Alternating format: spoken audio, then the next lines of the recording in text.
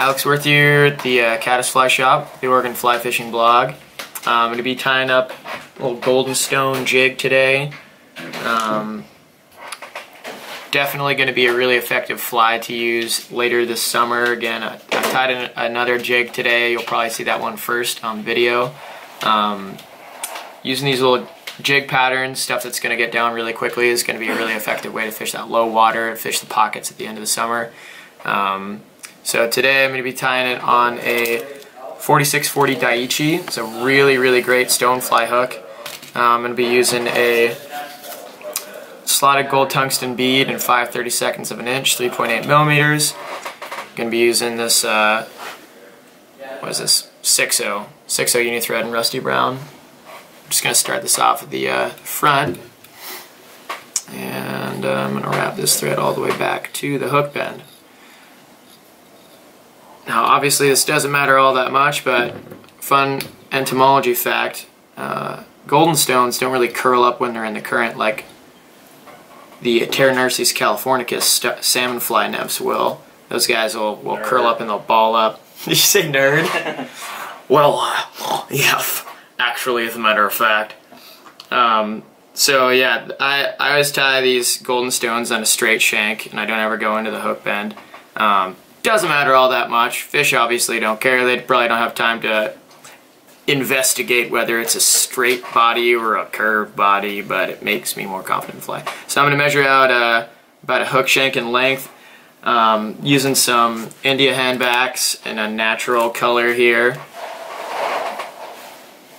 I'm just going to pinch wrap this in at the back. You can use buyouts for this too. I find it doesn't really matter all that much. I kind of like the variegation of the India handbacks. Just lashing this all the way down, not trimming it flush there, so I can create some nice taper. Got some ultra wire, amber color in size brassy. I tie this to the near side of the hook. Just 2 or 3 wraps to secure it there. I got a big clump of pheasant tail here. I don't know, it's probably like 15 fibers, and I'm going to tie these in so the tips kind of align with that, the wire, and I want that kind of bump where the wire and the pheasant tail ends to be roughly where my thorax is going to be. That's a little bit long, but that's okay. I want to be about 1/3 of the body is going to be thorax. So I'm going to go all the way back to that tie-in point where I tied in the pheasant tail and the wire. Get some dubbing going. I did a little dubbing blend here. I've got ice dub and UV light yellow that I've blended with some Hairtron dubbing and light olive brown. This stuff looks really, really sweet when it's all blended up. I love doing dubbing blends. It's a little bit of extra effort, but you want it to look exactly the way that you want it to look. And this looks pretty sweet. Alright, just put a little bit of that dubbing on there just to get started, and wrap it in. Oh, I want that to be nice and flush with the back there. Fish don't care if there's thread showing, but I do.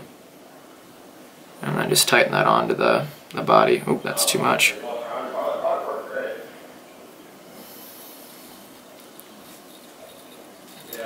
Down the Mackenzie in our local waters, stoneflies are pretty much in the water. Some type of stoneflies in the water 12 months a year.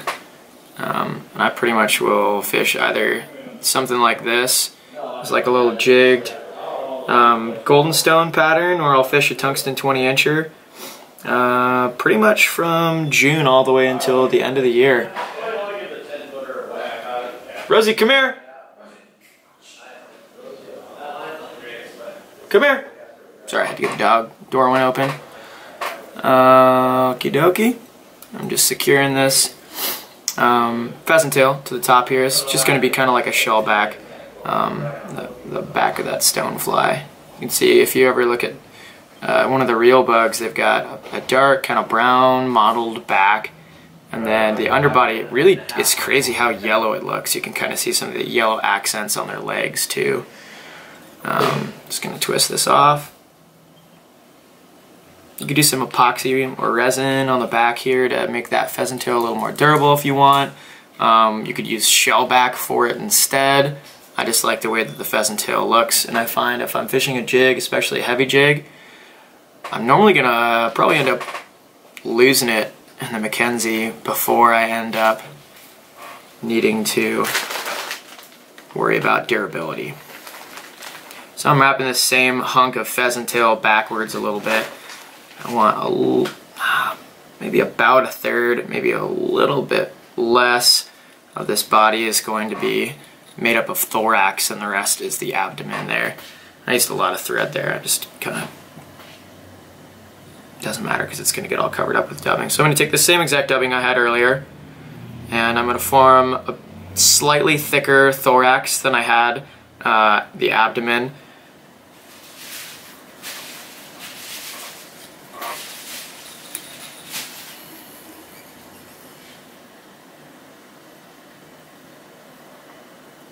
And I normally, if I'm fishing this Euro nymphing, which again I mentioned in that other video too, I don't do a whole lot of Euro nymphing anymore. I got kind of into it when it was a fad.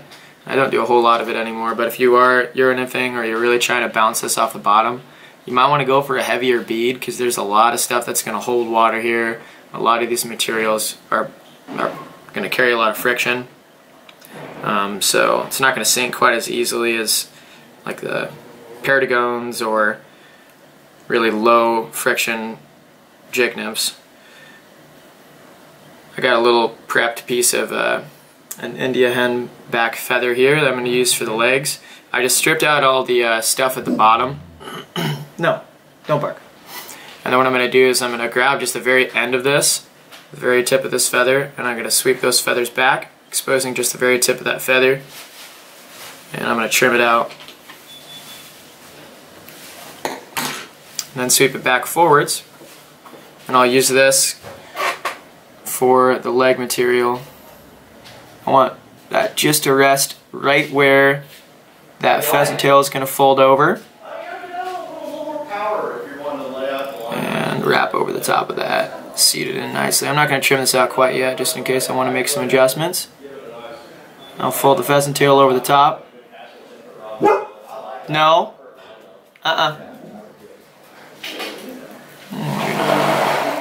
Again, this is the reason we want to not trim it too soon, because sometimes you want to make a little bit of an adjustment on length. It wasn't quite pulled tight enough in. I'm going to do it again. I'll wrap this over.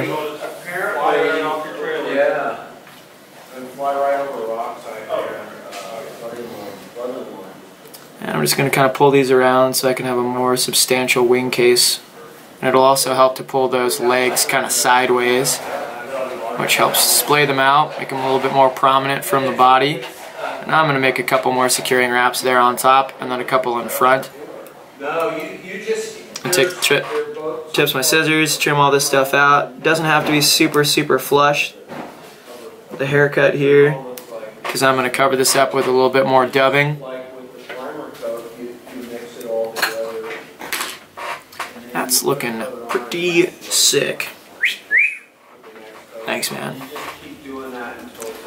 A real thin dubbing noodle here, so I've got good control. Don't want to bulk this up too much at the front, because I don't want to cover up that wing case. That is definitely kind of an important part of the flight. Rosie, come here. Come here. Good job. Alright, yeah, we're looking pretty much all done here. Only things that I would say you might want to adjust off of this. If you're looking for something a little more durable, you want a fly that's going to last longer. Maybe you're tying it unweighted. Maybe you're tying or fishing a river that you don't snag up very often. You might want to go for maybe like thin skin or something that's not going to break apart on a fish's teeth. I just like the look of pheasant tail. I like tying with natural materials. If you want to stick with those, make it a little bit more durable, you could do some UV glue, UV cure resin on the top.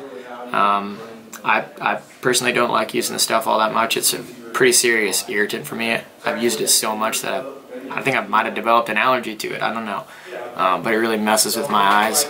So you could do any of that stuff. You could just super glue it if you wanted to. Honestly, it doesn't matter all that much, but at this point it's ready to whip finish. I'm going to tie it off and we're good to go.